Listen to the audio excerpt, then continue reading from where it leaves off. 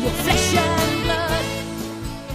Welcome to Tell Me Your Story, new paradigms for a new world where we're giving you choices and knowledge of those choices to help make your dreams come true. We are here 9 times a week, Sundays at 7 a.m. and 7 p.m., Monday mornings at 1 a.m., Wednesdays at 9 a.m., and Monday through Friday from 8 to 9 a.m., streaming live at all those times at richarddugan.com. We are on SoundCloud, iTunes, TuneIn Radio, Spotify, Stitcher, Player FM, as well as YouTube, where you can watch these conversations. I hope that you will take time to subscribe and click notifications so that when a new conversation is posted, you'll be notified and you'll be able to tune in, listen in, and learn, be entertained and inspired. A reminder that Choices, which is my book, 5 Steps for Life, it's available on Amazon.com in paperback, hardcover, and Kindle with Audible, soon to be released. We also ask that if you can support the work that we are doing financially, we do have a PayPal account. It is there for your security as well as ours. And when they ask for an email address to whom you're sending, please go to richard@richarddugan.com. That's the email address. If you go to richarddugan.com, there is also a link directly to PayPal so that you can send us whatever support you can. And we thank you to those who have helped and to those who will help. We also ask that you take time during this decade of perfect vision, the 2020s, to go within to that quiet, peaceful, calm, still place and listen to that still, small voice. And with that, we now take you to our very special interview and guest here on Tell Me Your Story. And welcome to Tell Me Your Story, New Paradigms for a New World. I am Richard Dugan, your host, Reverend Dr. D. As we bring you new paradigms for a new world, we're giving you choices and knowledge of those choices to help make your dreams come true. We have a very special guest who is actually visiting us here in Santa Barbara. We'll be traveling on to many other places around the world. And we are going to be talking with, and I have practiced this for the last couple of hours to make sure I have it right. As you folks know, to me, it's the height of disrespect when you don't at least try to pronounce someone's name correctly. And we have Swami Vedanand Saraswati with us here on the program. And I want to thank you so much for joining us here and sharing your insights as far as life and the spirituality, the spiritual aspects of this world with us here on the program. Thank you for being with us. Thank you so much, Richard. It is such a blessing and a pleasure to have been invited on the show by you, and not just being with you and your beautiful presence, but being in this beautiful city of Santa Barbara. Well, it is indeed beautiful, and we're certainly glad that we are here, although my wife and I are in the process of moving due to circumstances. You know, it's funny. On the one hand, I would say not of our own choosing, and yet I have a book called Choices, 5 Steps for Life. Yes. And it's like, okay, on the one hand, we could say, well, the landlord is doing this, that, and the other thing. However, we made a choice over 19 years ago when we both, when both of our jobs ended in Phoenix, to come here to Santa Barbara. I found this place on of all places, Craigslist. And the next thing you know, we're here in 2006, and here we are 19 and some odd months later, and now we're having to move. So it's not like it's on the other person or the landlord, or I like to put it in this sense.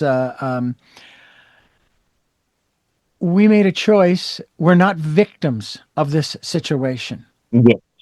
And yes. I think that maybe that's one good place for us to start. I will have you also mention some of your accomplishments, let's put it that way, specifically what you've been doing in South Africa as well as other places as well. But tell us about your co-founding, your spiritual head of, and a trustee.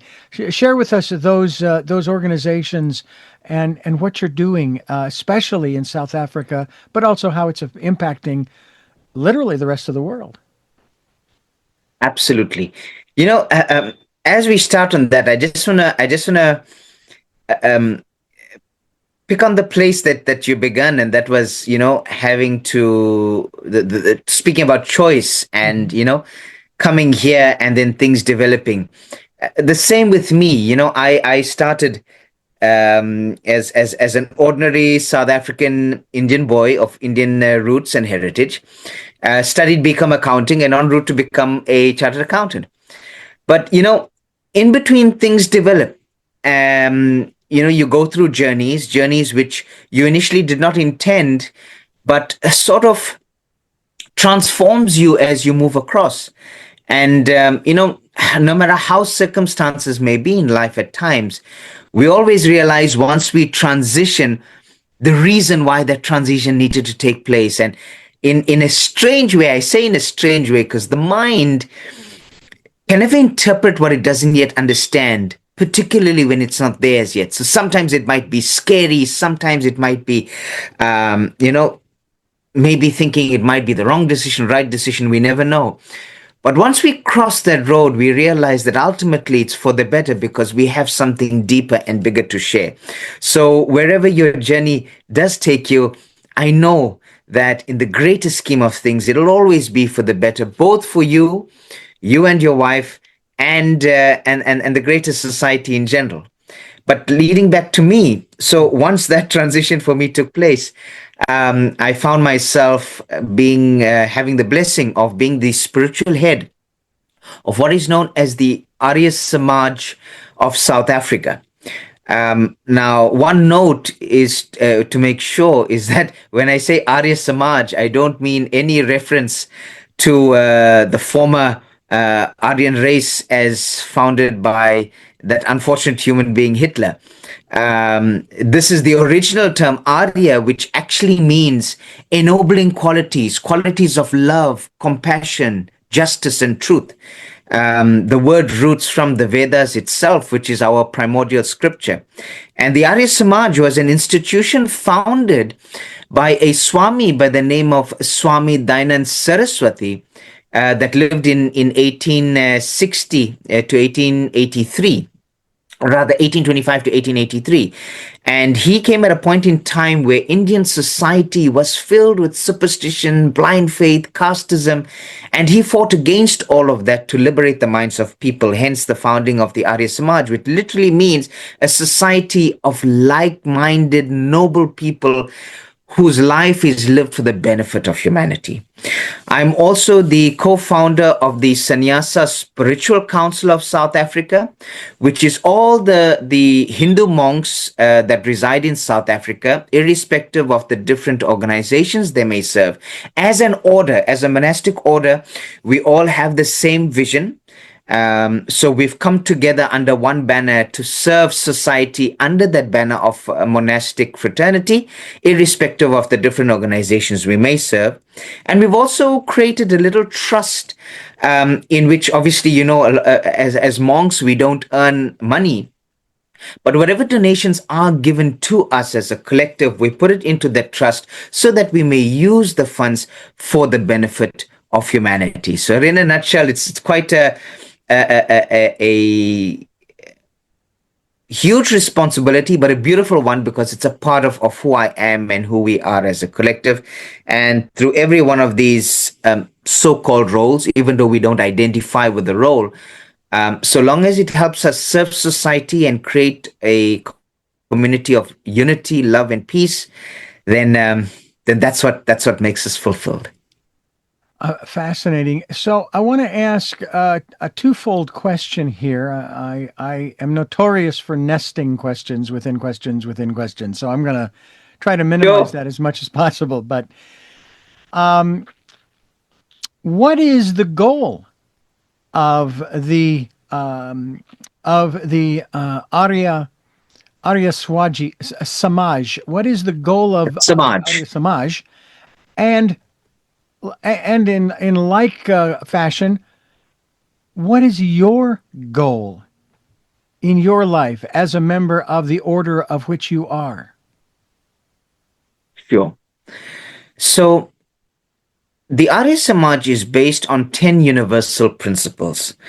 Universal principles that are aimed towards the welfare of society. And the prime objective is the sixth principle, which says that it is the primordial duty of the Arya Samaj to serve towards the social, spiritual, and physical well-being of every being, that's human being, animal, and environment, and to see our welfare in the welfare and prosperity of the world.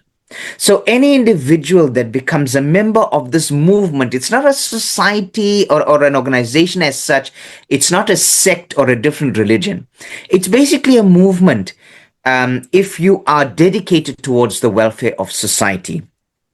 And personally, that from a young age inspired me, because here was an individual, the founder of this movement, whom alone, without any organization behind him, saw the suffering and subjugation of a society whom was manipulated, clouded with blind faith, subjugated in all ways, and he couldn't see that suffering.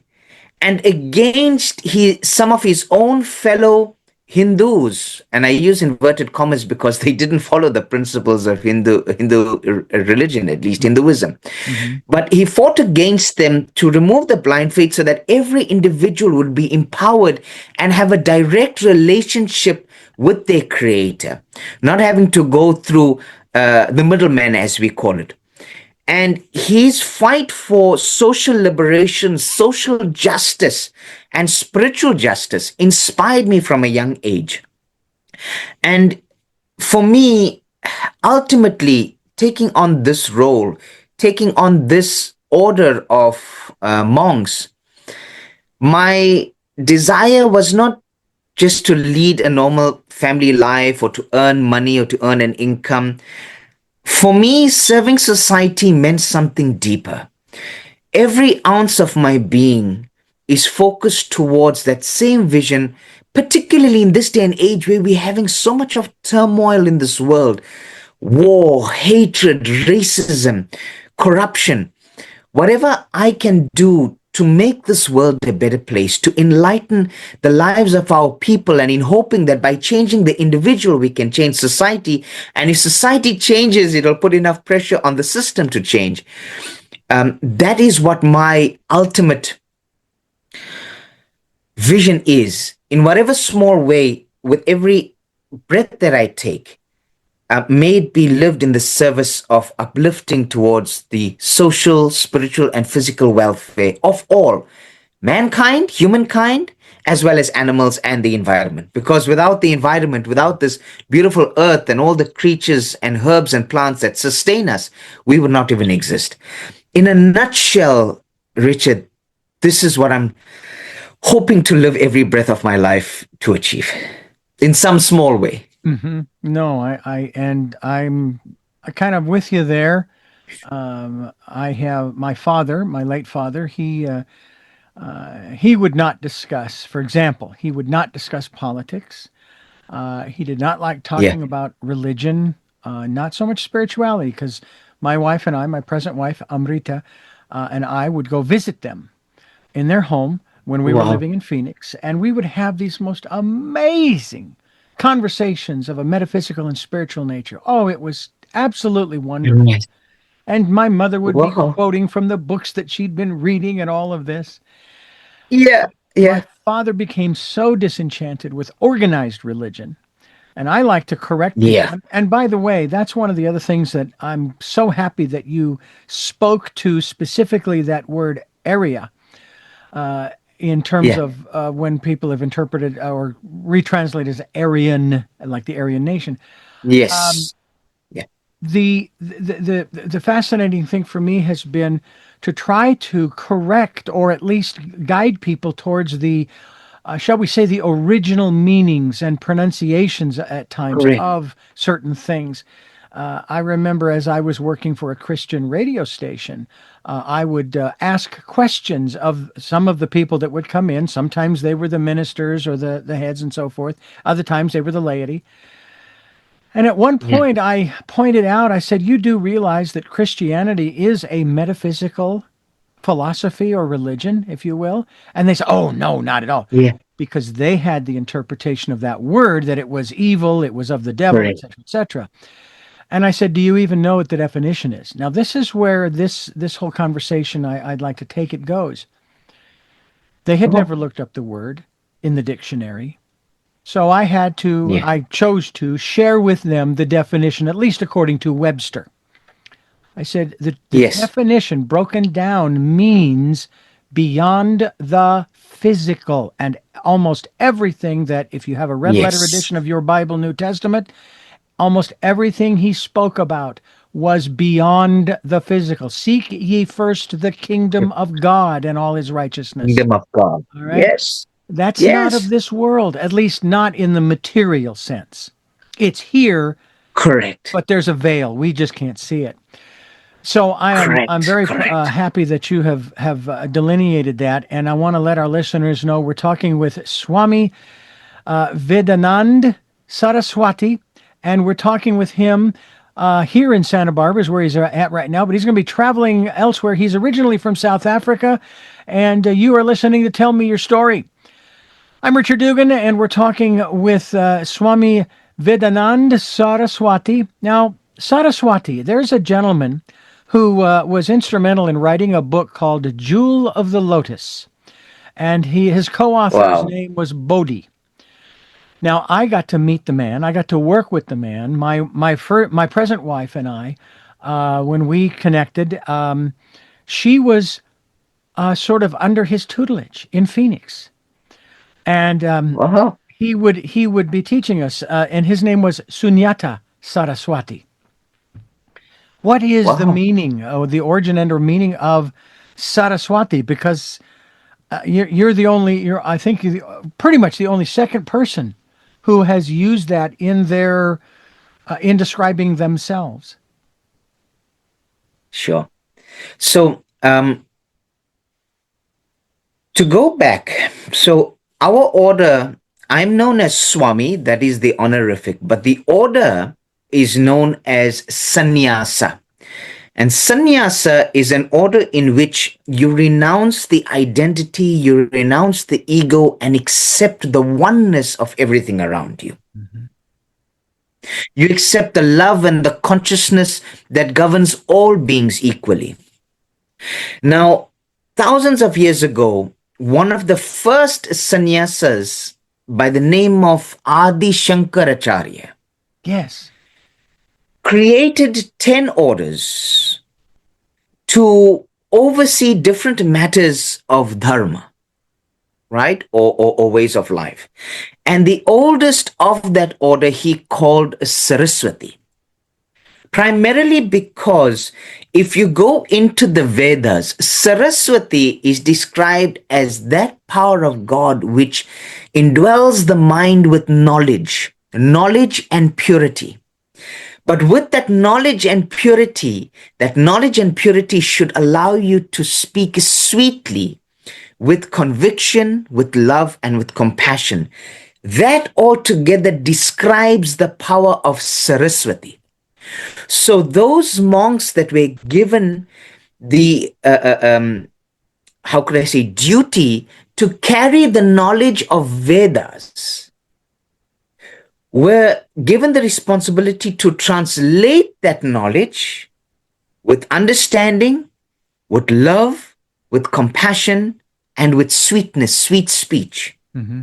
So by me bearing this term Saraswati, not only does it mean that I'm coming in front of you as one who is responsible to give you the knowledge of the divine, regardless of who you are, because this knowledge does not ask you what religion you are, what's the color of your skin, what language you speak, nor your geographic location. This knowledge is there to ensure that you understand the beauty of being a human being and the foundational principles and values that build a beautiful human being with the beautiful diversity that God has given us. And I will do so with integrity, with sweetness, with love, and with purity. In a nutshell, that is how I bear the Saraswati, or the lineage of Saraswati, and the name Saraswati. and how no matter where we see Saraswati, it has to be indicative of the knowledge you would gain and the purity behind that knowledge. So you have 10 orders. Saraswati is the eldest, and its primary responsibility is being able to translate this vast knowledge we know as Vedas. So do you have one particular, and I refer to them as ancient wisdom teachings, that you might read on a regular basis, sort of to gain new meaning and new understanding in the depths of your soul in that respect, as many people of faith, Christians in particular, who will read the Bible, and they'll a lot of times, I've even heard it this way, this is kind of fascinating in terms of our intuition, that still small voice, and they'll pick up the book and they'll just allow it to open up. And then they'll put their finger down and they'll read a particular passage that somehow, some way, in some divine intervention, if you will, shares with them something they need to hear today. Right. So with me, as I said, part of my responsibility is taking this knowledge of Vedas. Now, there's two aspects to this. The one is my responsibility is constantly to remember, we believe Vedas to be an eternal body of knowledge, because whilst the principles are eternal, the way those principles are expressed will always be incumbent on time, place, and circumstance. What was done 100 to, well, even as close as 50 years ago is different from what is done today. The underlying principle must remain, but the way in which we realize it will change. So when I constantly go through, for the lack of a better word, scripture, if I go through the scripture of Vedas, I'm constantly reinterpreting its application so that I'm relaying it in the modern day context with the current challenges that we face, so that tomorrow when I am in front of somebody who's going through immense challenges, or I am found in a meeting in which we are discussing, call it policy, and the faith-based response to this policy, I must be able to bring out these Vedic principles in addressing that policy in a way in which it is understood today. So there's the constant revisiting of the principles.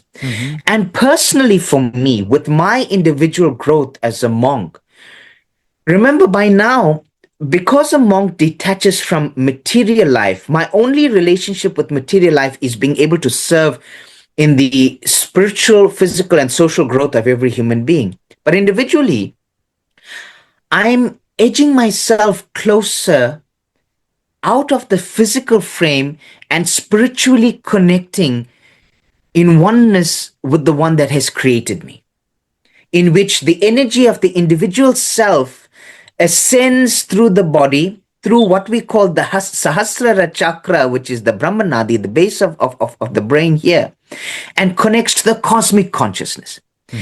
And the Sam Veda, which is the third Veda out of 4 Vedas, focuses on fusing and reconnecting the individual identity of the self with the cosmic identity, in which there is no identity but only existence.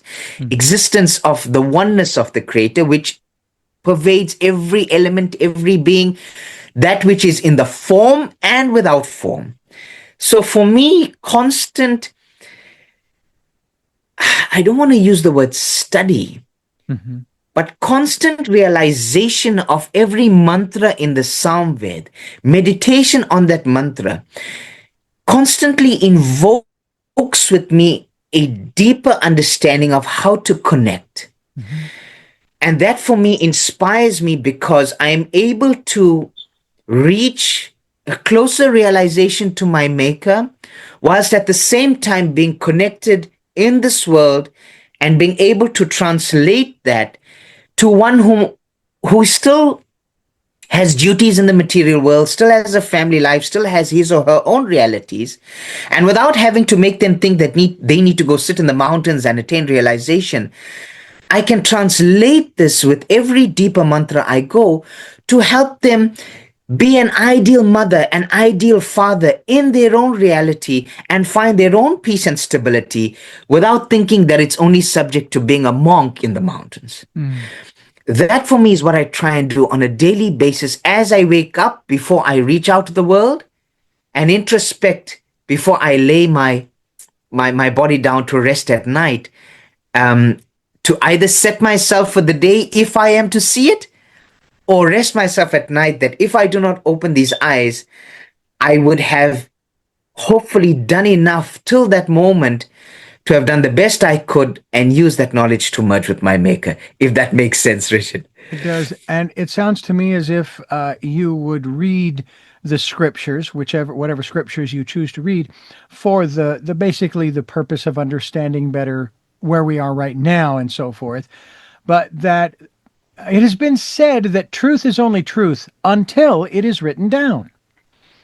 So what you speak of, we speak of on this program in terms of encouraging people to spend some time during this decade of perfect vision, the 2020s, to go within to that quiet, peaceful, calm, still place and listen to that still, small voice. And that is where you will get unique, individual, personalized inspiration, education, information, whatever else you want to layer on there. But it is specifically for you as the individual, but it also continues to reinforce your connectedness to the divine, to the one, which of course we are all in that same fashion, ergo, we are all connected to each other. So that's sort of the message that I get. Yeah. That's the message. Absolutely. Richard, the beautiful thing is that, as you say, truth is not truth until it's written down. The beautiful part about, call it, the type of experience we learn from our journey is that the mind is so used to everything it sees, touches, and reads. And we see perfection in how we read it, how we understand it, and how we interpret it. But when you close your eyes, they always say when you're in the heat of anger, take a chill pill, just take a breath. In taking that breath, automatically our heart rate begins to reduce. We take a moment to think rather than just react. And that moment we then realize is not written, but is a moment of experience which we ourselves have the power to invoke if we so but attempt to invoke it. And whilst I may read the scripture at night, until and unless I practice and perform the introspection, which is an experience, then only does that written truth become a truth of experience and the true truth beyond words. And I try and tell everyone that I interact with, what I say might sound great and might sound easy the way I'm saying it. But until you even try with baby steps just to implement but one principle or one act, only then will you be able to see whether or not it translates into positivity for you. As you said, every experience is unique to the one experiencing it. His or her relationship with the divine will always be unique, but we have to put our actions and our thoughts and intentions into practice to be able to experience it, no matter how unique it may be. And I will tell you that in addition to all of that, the unfortunate aspect of it is that there are those who will, when you choose to be vulnerable and open and share your experience, be it material or divine, what have you, a miracle, as you might say, some will attempt to undermine you. They will say, no, it's not in the scriptures, so it didn't happen. And it's to me paramount. It's a parallel or a comparison between that and I have a left arm. No, I'm sorry, but that's not in the scriptures. So they cut off the left arm. Sure, Now, sure. the left arm has made an impact on that person's life, just as that Yes. experience has. It's changed them. And now you come along, not you personally, but Yeah, yeah, individuals will yeah. come along and they will say, no, no, no, no. And it's like, so now this person clams up, they put up the shields, they close the doors and the windows of their home, so to speak, their spiritual home, and they Yeah. don't share Yeah, anymore. yeah. And there's a wonderful author Absolutely. by the name of James Redfield. He wrote a book called The Celestine Prophecy. In it, Right. and it's a beautiful. The story is fiction, but the principles that are in it are just they're timeless. Sure. And in it, he Wow. talks about how we all have messages, one for the other. So when one puts up Yes. the shields, if you know anything about Star Trek, you can fire your weapons, Yeah. but you can't transport, you can't send anybody out, and you can't receive the messages. And so Correct. now Correct. both individuals are lost in a matter of speaking. Yes. They've lost that Yes. opportunity. Yes. Yes. And yes, maybe to my detriment, I am a trusting person. I like to give people the benefit of the doubt in spite of, for example, what we're going through at this particular time in our lives where, we're in this moving process.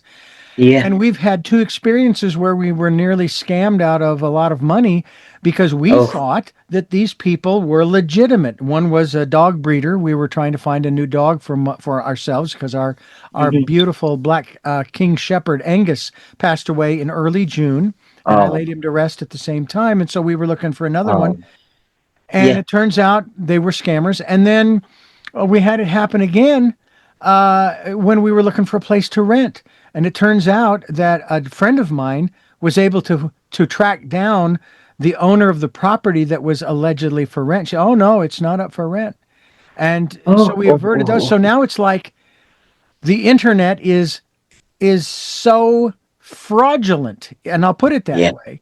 It's like, Yeah. okay, so Yeah. now what am I going to do? I mean, that's what I'm using all this time. And so now we're using a Correct. different program that seems to be legitimate. It appears that everybody's using it. My real estate friend says, no, that's a good website to use. Okay. But it's one of those situations where, all right, we were done a disservice, even though we didn't lose anything Mm. material or financial, but we were still done a Yeah. disservice. And so Correct. now it's like, okay, so now what? Now here we are, and we're putting together everything we know to put together and doing what we know to do. But I will tell you, there's one practice that we instituted about 2 weeks ago, and I did it about three Hmm. weeks ago, and I shared it with my wife. We're both Reiki masters. Wow. Wonderful. And since Beautiful. Reiki can be used to send energy to an individual or a Yes. situation, Yes. when my monkey mind starts going crazy, I raise my hands and I begin sending the energy. Correct. I send the energy Beautiful. to and the Beautiful. monkey mind doesn't necessarily go silent, but it sure gets quiet. And that Correct. has been Correct. so helpful for the both of us. And No, it's absolutely. been extraordinary. It really has. Talk to us a It's little so bit about your beautiful. experiences in that regard. Go ahead. It's so beautiful that you're able to reach a point where no matter how difficult a situation may be, that you can actually put your hands up and send light. Hmm. And that's why, in this day and age, you're speaking about technology. I mean, I just came out of this conference where I had to speak on AI and, call it the Vedic response to AI, as if we have a direct response. But for me, it's how these are scientific developments which are going to continue coming. Mm-hmm. What's important is how we as human beings respond to it and with what mind we respond to it. Are we responding to it with just pure knowledge? And knowledge can make us very intelligent, but make us equally very devious and all things negative as well, because knowledge without control is disastrous. And that is where wisdom comes in. And from a Vedic perspective, the Vedas always emphasizes on the need for a human being to increase his capacity of knowledge side by side with a dharmic view, which means that at every time we gaining knowledge, that knowledge must be founded on principles so that we use that knowledge wisely, that knowledge which is beneficial not only to us but to everyone around us, with responsibility, with moderation, etc., etc. Now here you have this tool of AI, or for that matter, call it the internet, something even before AI. Mm-hmm. You have a tool that can and has the possibility of really assisting us in magnificent ways in making life efficient and effective, but we have to ensure that we use it in a way that doesn't compromise our principles, compromise our own our own activity, because we become a lazy nation. Mm-hmm. We become so reliant and dependent that our own ability to have a simple conversation has now become null and void. You know, believe it or not, Richard, I'm young and I should know technology better than I would like to, because although knowing about AI, can you believe it, till this very moment, I have not used ChatGPT, right? And incidentally, at a conference last year, I had done a 20-minute speech which I was asked to do.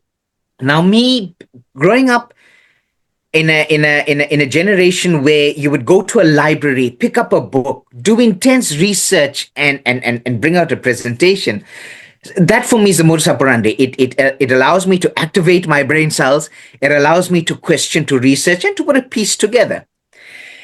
And I was shocked when at the end of my presentation, I'll cut the long story short, but indirectly I was accused of having cheated by using AI to put a presentation across. And I was confused because this gentleman said it was manufactured. And I'm trying to think what he meant by manufactured. And I thought he meant, why did I write it down instead of speak from the heart? Now, the thing with me is, if I speak from the heart, no time can stop me. So if I've got a time limit, I put it down on paper so I can measure the time. So I thought that's what he meant, only to realize he thought that I had used ChatGPT. And later on, I was shocked to realize that today, even kids at school who are given a comprehension to do can just type the topic and the entire comprehension is done for them. You know, so what we've done is we've robbed our children of the ability to mature themselves through hard work, through opening up a book and doing hard research and exercise the brain cells. So for me, part of my sort of new generation preaching is not to shut down technological advancements, but to encourage parents to educate on how to use this properly, and not to forget that side by side with scientific and academic education comes value-based education, not just knowing how to earn a living, but how to live life.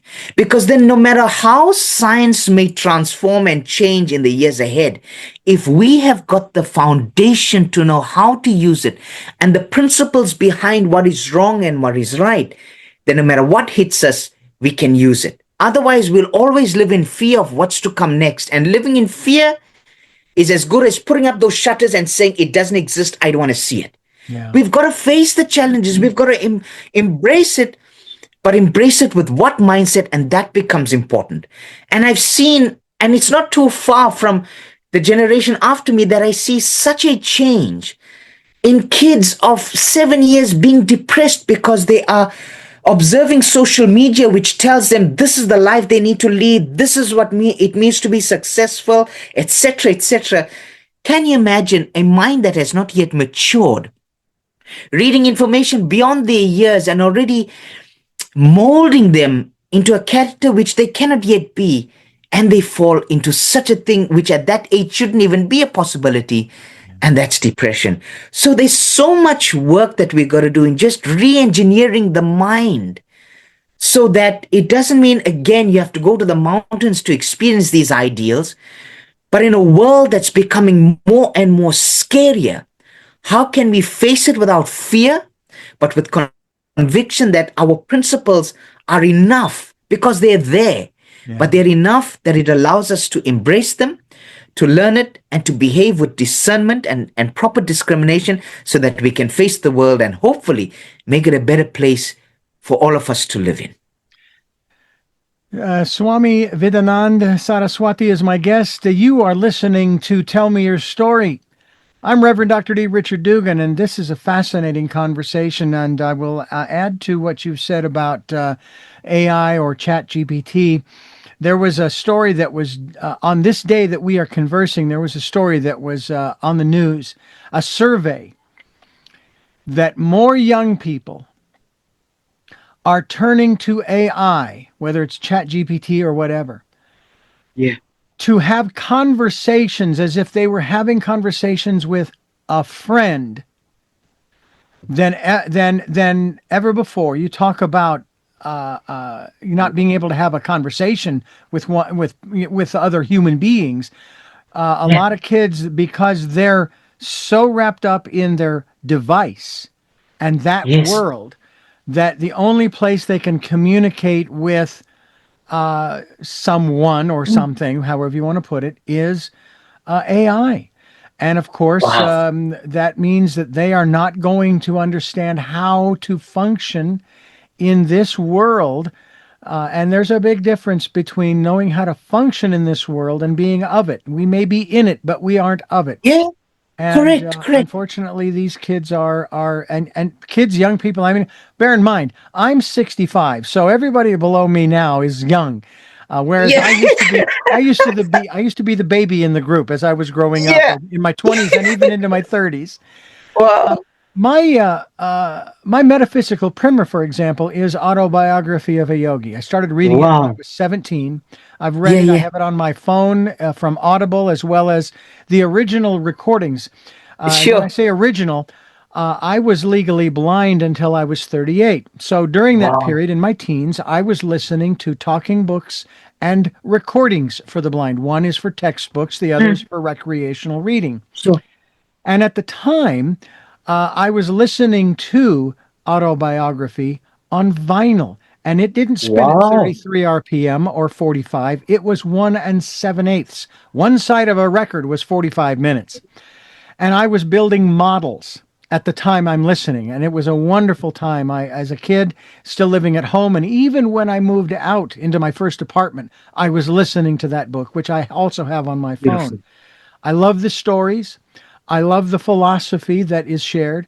And when I shared with you before about the number of people I've connected with over the years on this program who are involved in that kind of philosophy, I have interviewed a Swami from the Self-Realization Fellowship.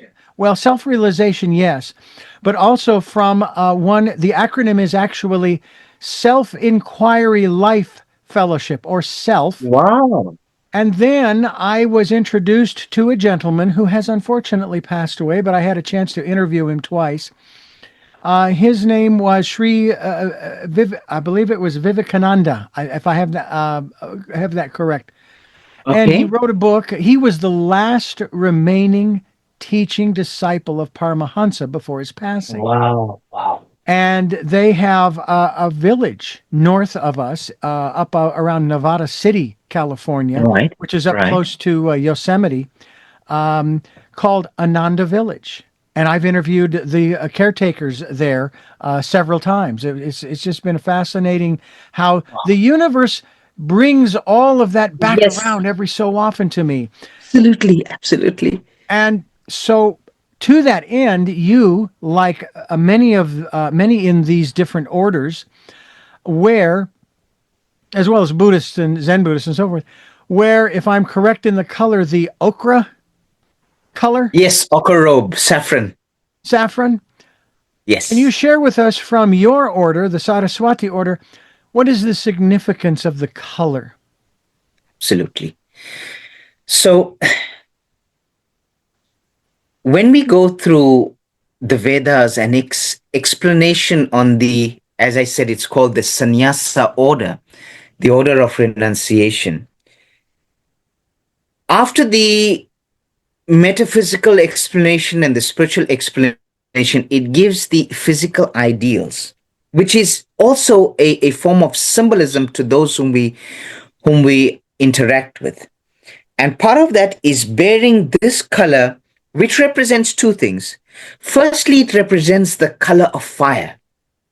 The fire which constantly reminds us that everything that goes in reduces to ash. Nothing is ever permanent in this manifested world.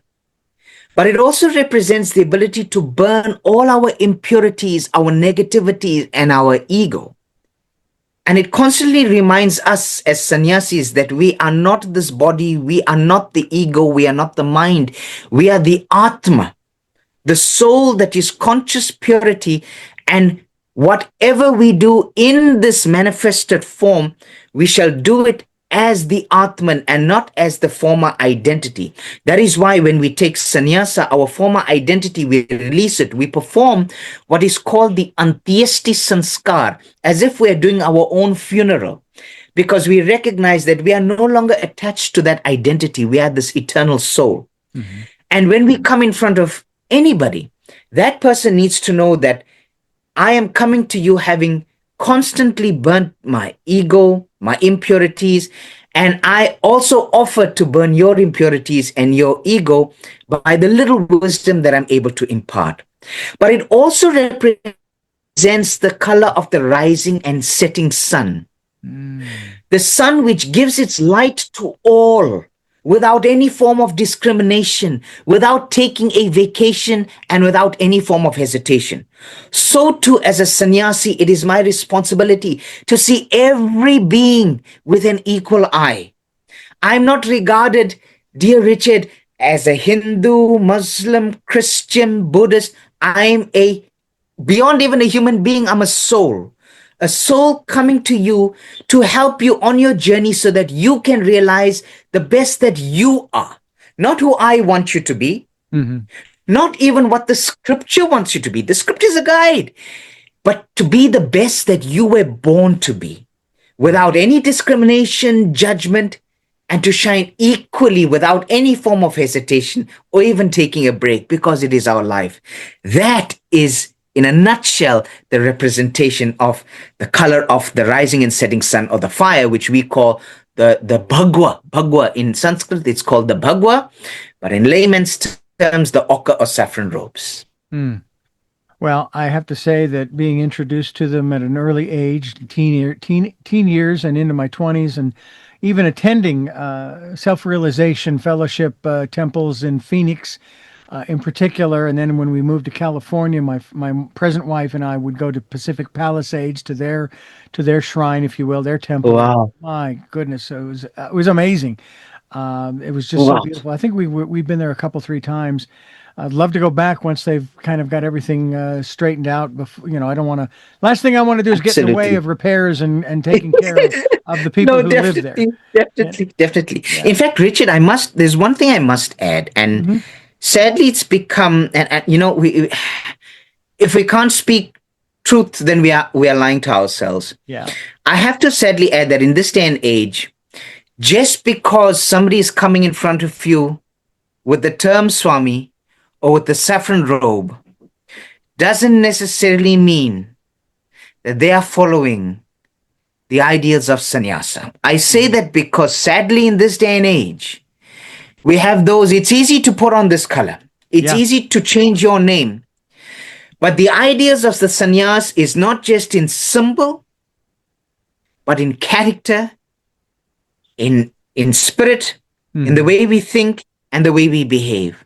The moment somebody in front of you does not resonate with the purity, with the wisdom, without the judgment, and they're wearing this, we always educate people to use the intellect and to say that cannot be a Swami.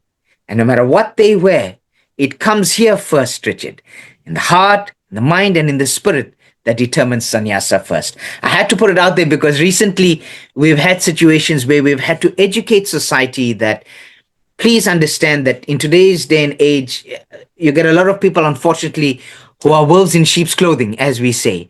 And the only way I can safeguard society into understanding who one takes advice from or listens to, just bear in mind that you have a consciousness, you have a soul, you also have a principle base, a foundation which you can use as your discrimination between what knowledge seems righteous and what can use and abuse you.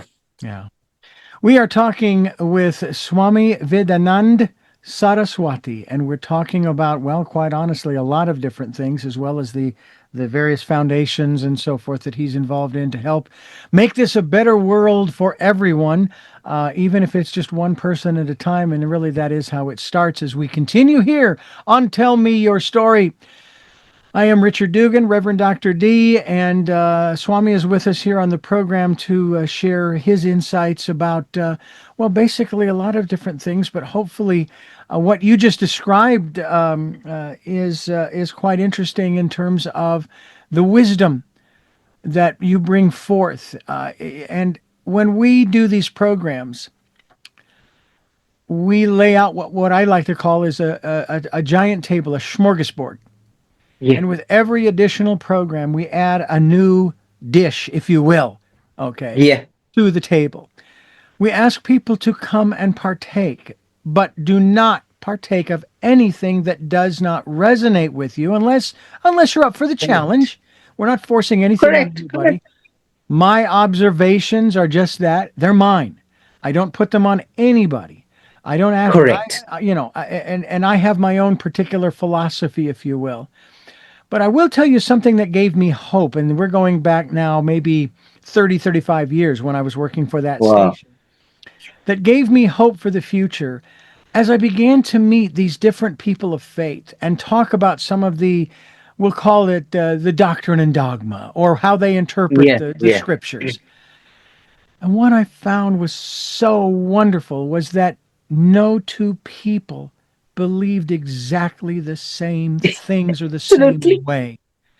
Absolutely. And I remember a conversation that I had with my eldest sister, my late sister, Jeanette.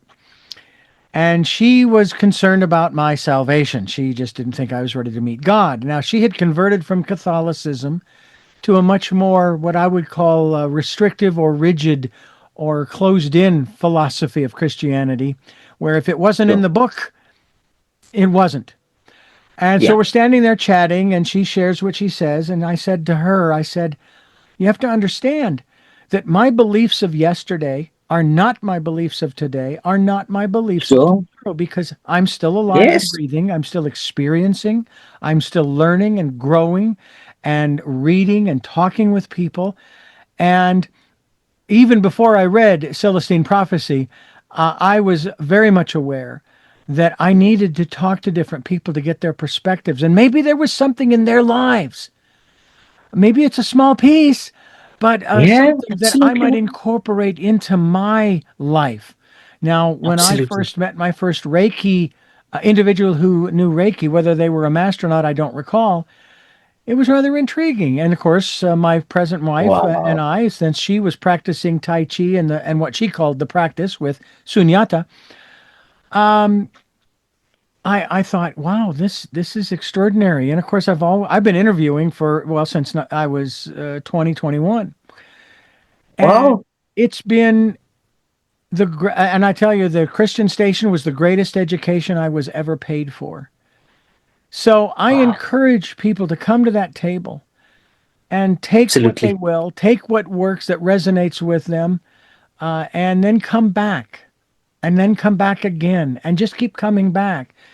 None of us has Absolutely. all the answers, but each one of us has a piece. And you kind of mentioned this a little bit Correct. earlier, where Correct. what we're trying to do is we're trying to put together our puzzle of the big picture, if you will. Now, Yes. odds are not Yes. until our passing will we maybe finish it. But in the process, as we put the pieces in there, we begin to understand, oh, over here in the lower left-hand corner, oh, Yeah. Yeah. I get that. Or have you ever heard of the painter George Seurat, French painter? And he painted one of his paintings called Sunday in the Park with George is made Wow. up of dots.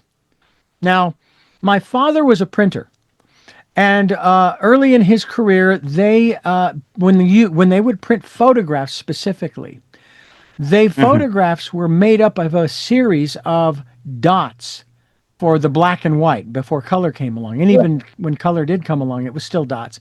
Well, George painted a picture like that. And he's going along and he's just tapping away, like this, dot, dot, dot, dot, dot, dot, dot, with the different colors of paint, and then putting in only so many for this dark blue, but fewer for the light blue, and so on and so forth. And that's kind of what we're doing. We're filling in the dots. We're filling in the dots, and you're helping us. That's what we're trying to do in.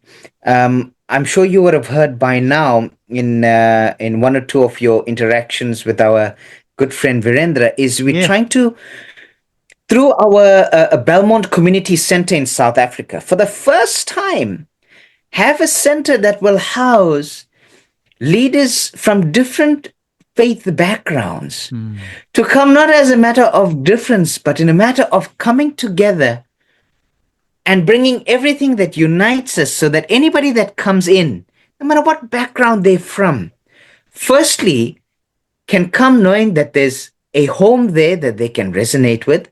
And also, like you say, have this board in front of them, which has little dots from each of us, and hopefully building a brighter and more aware spiritual vision and spiritual life that will help them become a better person.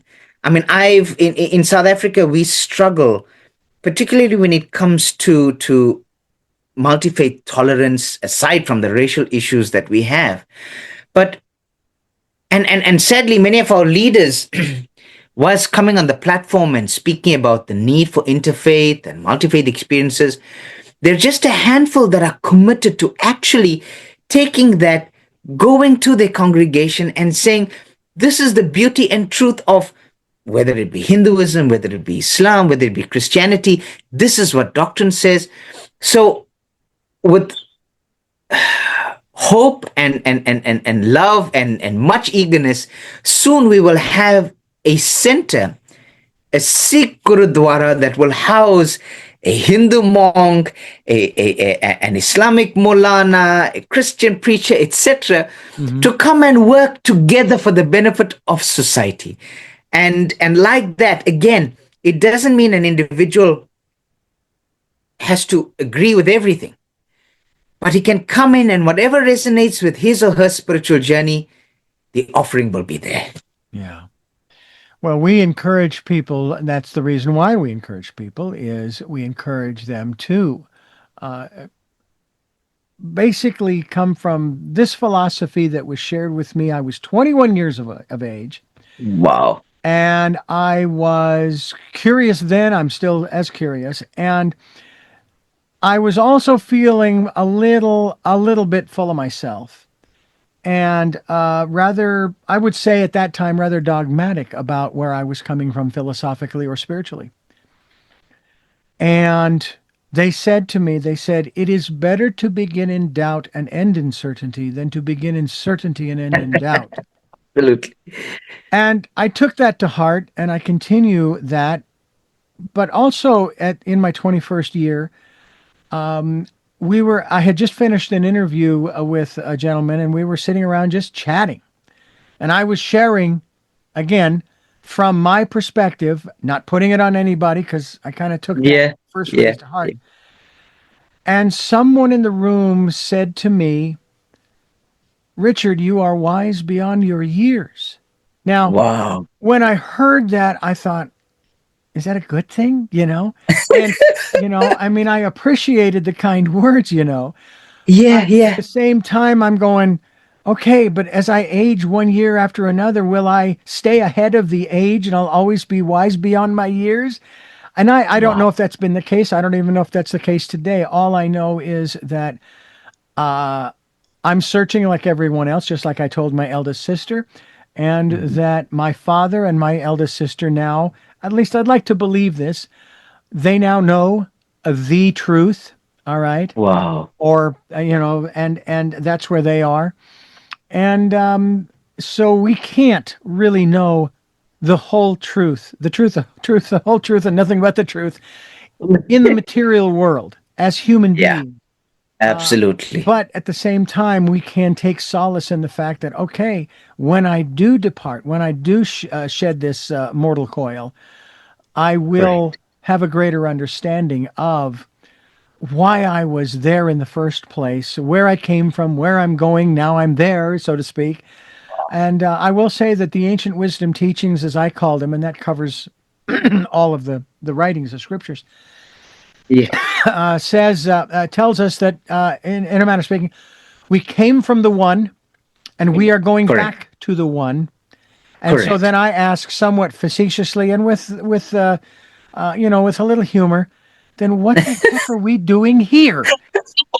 What the heck are we doing here? Why is this, and then there are those who are afraid of the passing because they think Yeah. there's nothing after this, or some will say that they're afraid that there is judgment.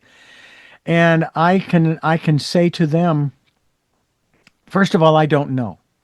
But what I can tell you, what I believe, based upon my observations and the God given brain and the logic that goes through my head, if there is nothing else after this and it's lights out, we're not going to know it anyway. We're not going to know. Yeah. Yeah. Yeah. Yeah. However, I find that it doesn't make any sense logically that we are going through what we are going through in our lifetimes when we start, like you and I, questioning, wanting to Correct. find answers, and then finding, as you have, a path that works for you, that feeds your soul in that respect.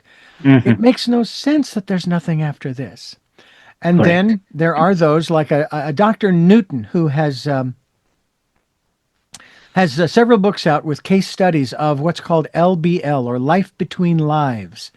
And it's Okay. hypnotherapy in essence. I've been through it. We have a practitioner here in Santa Barbara who took me through it. Now it's conscious hypnosis. I was fully aware of everything I was Wow. saying, of the questions I was being asked. And it took me back to the lifetime before this one. And there are Look at that. times when I would love to go back to that one because it appealed to me. I was a pioneer. I had a farm, a small farm, and so forth. Wow. And so it's like it doesn't make sense that there's nothing else. There's got, in my Absolutely. belief, again, not my knowing, Absolutely.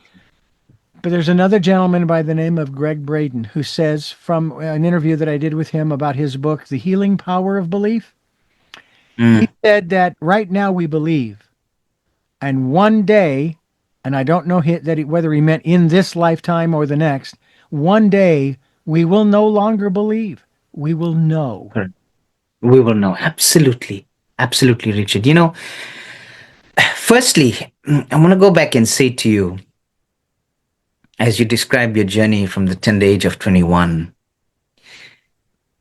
look at the impact that you're making today.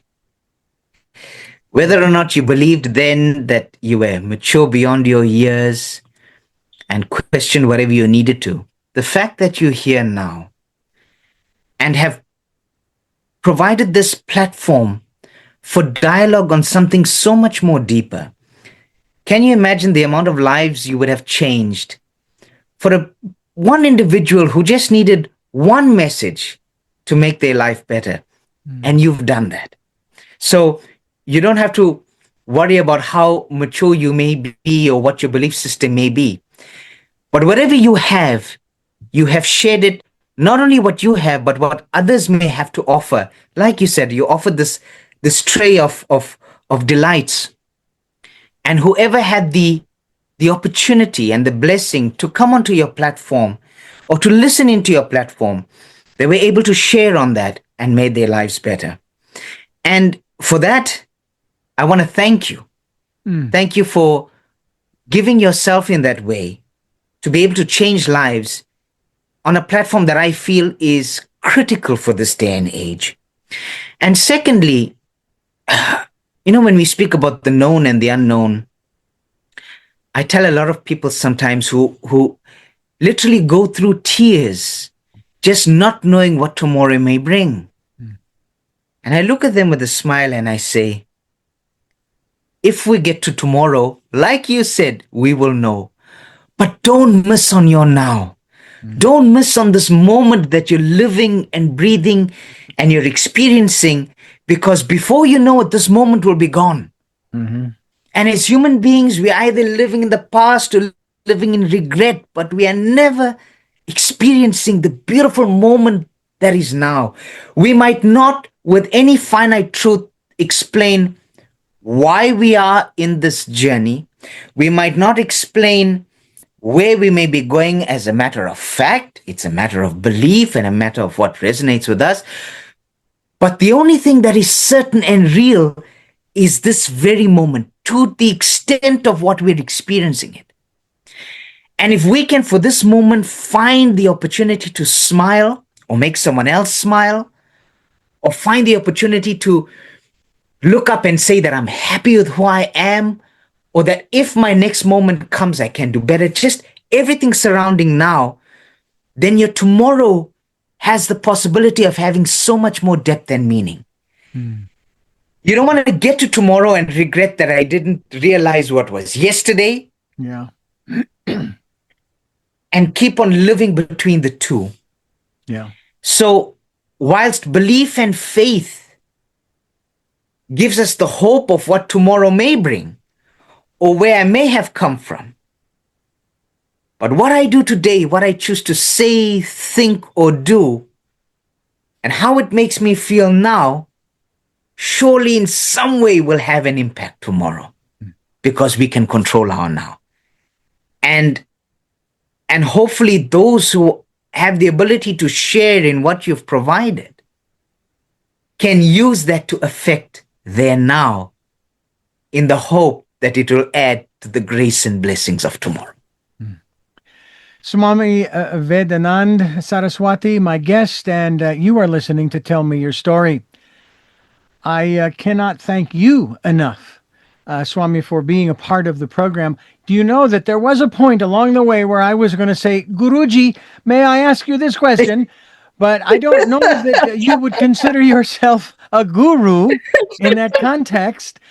So I stayed away from that. But by the same token, you are not into labels or names or positions or anything of that nature. All you do is you impart the wisdom that you have been given, and we are grateful for that. And I want to thank you for being a part of the work that we are doing here to change the world a little at a time, a little at a time. Bless you, bless you, bless you, Richard. May the divine energy, the divine being, the Almighty, always grant you first good health and the strength, the courage and the wisdom to continue the beautiful work that you're doing, giving your life in such a way that it inspires thousands out there. And I pray that those who have the opportunity to partake in this wisdom, with all the gifts that you have and with the wisdom that you offer, may their lives equally be blessed. And I thank you once again for giving me the sacred opportunity to share even 1 cent worth. And just being in your presence and engaging with you has fulfilled my day, and I will surely take so much back with me. Be blessed always. Thank you so much. And I hope we can have you back again, even if you are back in South Africa. Obviously, the technology would allow that to talk more on many of the various areas that we talk about here on the program. I do have 3 final questions that I ask all of my guests. I would like to ask you. But first, thank you for listening to and watching Tell Me Your Story, New Paradigms for a New World, where we're giving you choices and knowledge of those choices to help make your dreams come true. We are here on Sundays at 7 a.m. and 7 p.m., Monday mornings at 1 a.m., Wednesdays at 9 a.m., and Monday through Friday from 8 to 9 a.m., streaming live at all those times at richarddugan.com, with podcasts on SoundCloud, iTunes, TuneIn Radio, Spotify, Stitcher, Player FM, Blueberry, iHeartRadio. We're on YouTube where you can watch these conversations. I hope that you will. And also, we hope that you will subscribe and click notification. We hope you'll also go to Amazon to pick up a copy of my book, which is Choices, 5 Steps for Life, available in paperback, hardcover, and Kindle. Audible is going to be released next month, September 2025, 1 year following its original publication. And we also would love for you to leave us a tip if you wouldn't mind. How would you do that? Well, our tip jar is called PayPal. And if you go to richarddugan.com, there are links to both Amazon and the Choices book, as well as to PayPal, where you can leave us a tip. And we would greatly appreciate any amount. Thank you, thank you, thank you to those who have helped and those who will help.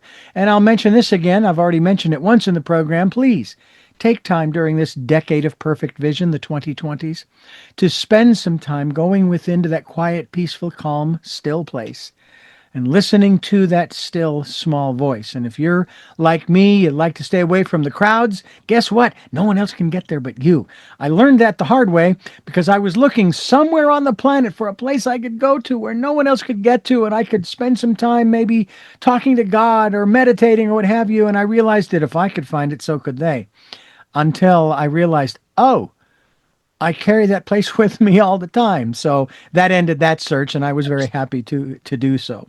With all that being said, we move to the 3 final questions that we have for a very special guest. Now, I'm not sure how this is going to come across or how this is going to work, but I'll use it just the same. The question is, who is Swami Vedanand Saraswati?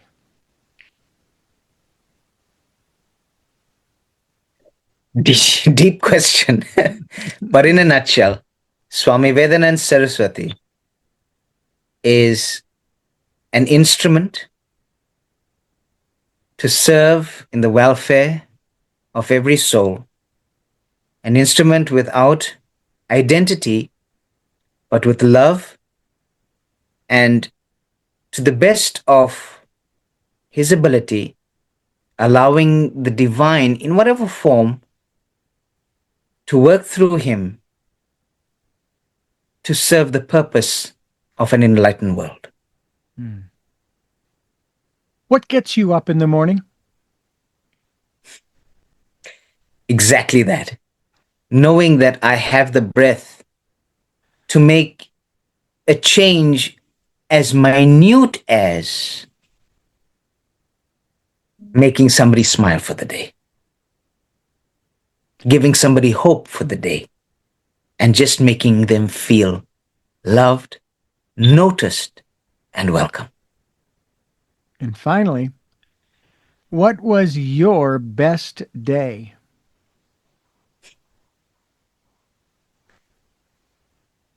Every day is beautiful and special, even the challenging ones. But I think the day I took the great dip, and when I mean the great dip, was the day that I took initiation into the order of sannyas. I made 3 commitments. There are commitments in my heart which I don't generally share publicly. But all I can say is it's making that commitment, which for me was the greatest day I always reflect, because it measures everything I do from that moment on and ensures that I remain grounded, I remain humble, and ever serving with every breath that I take. Without that day, I would not be able to do what I do with the conviction and humility that I do it. Again, I thank you so much for being a part of the work we're doing here.